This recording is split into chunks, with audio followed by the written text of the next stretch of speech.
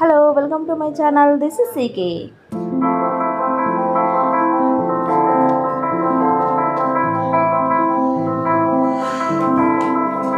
ఈరోజు నేను తక్కువ ఇంగ్రీడియంట్స్ యూజ్ చేసి బెస్ట్ సోరకాయ కర్రీ ప్రిపేర్ చేశాను నా స్టైల్లో. ఒక్కసారి వీడియో చూడండి. సోరకాయని పైన ఉన్న తొక్క మొత్తం తీసేసుకొని ఇలా పీసెస్ కట్ చేసుకోవాలి.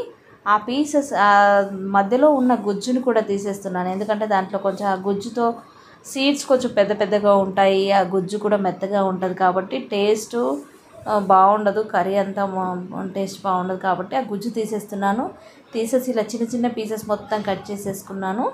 ఇంకొక బౌల్ పెట్టుకొని అందులో ఒక 3 స్పూన్స్ ఆయిల్ వేసుకొని జీలకర్ర ఆవాలు వేసుకొని ఒక గుప్పెడు పెసరపప్పు వేసుకుంటున్నానండి. ఎందుకంటే నేను ఓన్లీ పెసరపప్పే యూజ్ చేసి చేస్తున్నాను, ఇంకా వేరే ఏ పప్పులు ఏ మసాలాలు ఏం యూజ్ చేయను. పెసరపప్పు కొంచెం వేగాక ఆనియన్స్ పచ్చిమిర్చి వేసుకొని ఒక ఆనియన్ని ఒక 4-5 పచ్చిమిర్చి వేసుకున్నాను, చిన్న చిన్న ముక్కలుగా కట్ చేసుకొని వేసుకోవాలి. అవి కొంచెం వేగాక కరివేపాకు వేయించుకోండి. ఇవన్నీ మొత్తం వేగాక మనం ఇందాక కట్ చేసి పెట్టుకున్నాం కదా, ఆ ముక్కలని దీంట్లోకి షిఫ్ట్ చేసుకోవాలి. నిదానంగా కలుపుకోవాలి షిఫ్ట్ చేసుకొని. మొత్తం కొంచెం బౌల్ చిన్నగా ఉన్నా పర్లేదు, మొత్తం ఉడికాక కిందకి దిగిపోతుంది. సో నో ఇష్యూ అండి, పర్లేదు. నేను ఇప్పుడు ఒక 3 టమాటోల్ని చిన్న ముక్కలుగా కట్ చేసి వేసుకున్నాను. టమాటోల్ని నేను ఏ కర్రీలో అయినా కొంచెం ఎక్కువ యూజ్ చేస్తాను, ఎందుకంటే టేస్ట్ బాగుంటుంది, గ్రేవీ ఎక్కువగా వస్తుంది. ఏ కర్రీ అయినా కొంచెం జ్యూసీగా ఉంటుంది కాబట్టి ఎక్కువ యూజ్ చేస్తాను. ఒక స్పూన్ సాల్ట్ వేసుకొని కొంచెం లైట్గా కలుపుకొని క్యాప్ పెట్టేసుకోవాలి. మొత్తం అంతా ఇప్పుడే కలిపేయడం కుదరదు, ఎందుకంటే కొంచెం పై వరకు ఉన్నాయి పీసెస్ కాబట్టి కింద పడిపోతాయి. అందుకే అది కొంచెం నిదానంగా కలుపుకొని క్యాప్ పెట్టేసుకోవాలి. 2 మినిట్స్ తర్వాత ఓపెన్ చేసేసి చూసారా మొత్తం కిందకి దిగిపోయింది కదా. ఇలా సిమ్లో పెట్టుకొని మంచిగా బాయిల్ చేసుకుంటూ ఉండాలి. 2 మినిట్స్కి ఒకసారి క్యాప్ తీసుకుంటూ కలుపుకుంటూ ఉండాలి. బాయిల్ అయ్యేంత వరకు కొంచెం టైం తీసుకుంటుంది, బట్ మంచిగా బాయిల్ అవుతుంది. ఓకేనా. ఒక స్పూన్ పసుపు వేసుకొని మళ్ళీ ఉడికించుకోవాలి. ఫస్ట్ పసుపు వేయకండి, కొంచెం బాయిల్ అయిన తర్వాత పసుపు వేయండి. ఎంత కర్రీ ఉడికిస్తే అంత బాగుంటుందండి. మరి ఉడకకుండా ఆ పచ్చి అంత డ్రై అయిపోకుండా ఉంచుకోవాలి అనుకుంటే సిమ్లో పెట్టుకోండి. మీడియం ఫ్లేమ్ హై ఫ్లేమ్లో ఉడికించుకుంటే కర్రీ మొత్తం డ్రైగా అయిపోతుంది, ఇలా జ్యూసీగా రాదు. సో సిమ్లో పెట్టుకోండి. ఈ కర్రీలో ఎటువంటి మసాలా పౌడర్లు ఏవి యూజ్ చేయాల్సిన అవసరం లేదు, జస్ట్ నేను చెప్పిన ఇంగ్రీడియంట్స్ సరిపోతుంది.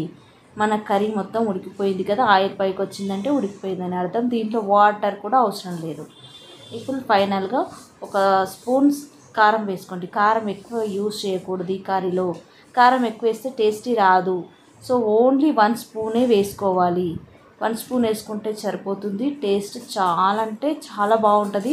చపాతీలో కానీ రైస్లో కానీ చాలా బాగుంటుంది. ఇంకా మన కర్రీ రెడీ అయిపోయింది. ఎలాంటి మసాలాలు వాడద్దండి ఈ కర్రీలో, న్యాచురల్గా మన చేసుకోండి సరిపోతుంది. ఇంకేమీ అవసరం లేదు. ఇన్ని ఇంగ్రీడియంట్స్తో, చాలా తక్కువ ఇంగ్రీడియంట్స్తో బెస్ట్ టేస్ట్ వస్తుంది. 100% చెప్తున్నాను. మీరు ఒక్కసారి నా స్టైల్లో ట్రై చేయండి, డెఫినెట్గా ఇంకా నా స్టైలే ఫాలో అవుతారు, అది నిజం. ఇప్పుడు ఫైనల్గా మనం కొత్తిమీర వేసుకొని స్టవ్ ఆఫ్ చేసుకున్నామంటే మన కర్రీ రెడీ అయిపోయింది.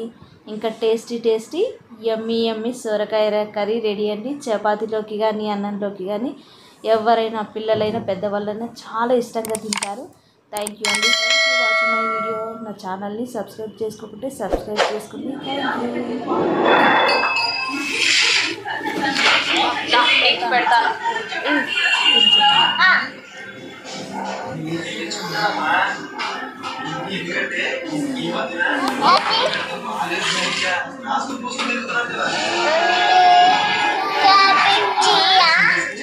సొరకాయ బాగుందా నీకు సొరకాయ? నైస్ కదా. సరే నీకు పెట్టనా, తినిపించనా? Right.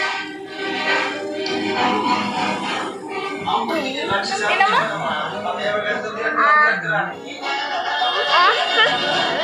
నైసా? You love it, huh? సరే మళ్ళీ తిను.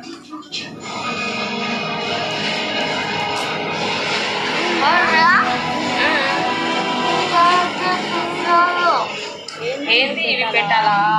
ఇవి కావాలా? ఇది కావాలా?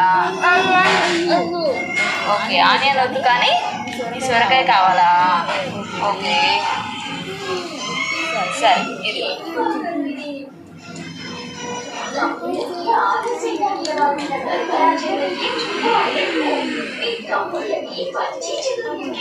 Thank you.